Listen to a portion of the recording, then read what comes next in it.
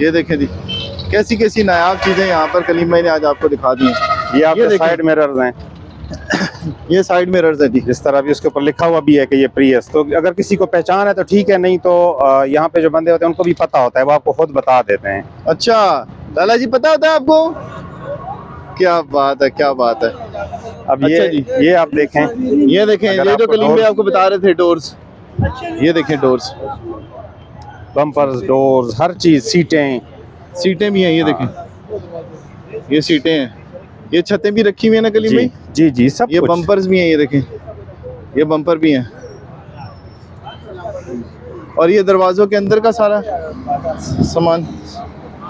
अच्छा, ये जो निशानी बता रहे थे ना कलीम भाई? जी जी जी जी, ये हर बंदे को अपनी निशानी का पता होता है। हाँ, कि किसका पिंक है, किसका ब्लू है, किसका येलो है, किसका ग्रीन कलर है। अब जिस तरह ये सामान पड़ा हुआ है छोटा मोटा, ये शायद जो है ना यहाँ पे इसकी वैल्यू ना हो, लेकिन जिसको जरूरत हो ना, हाँ, तो वो फिर ढूंढते ढूंढते ये देखिए ना कलीम भाई। जी, ये छत के लाइटें हैं और उसके अलावा सनवाइजर हैं। वाह जी वाह, ये देखिए लाइट्स।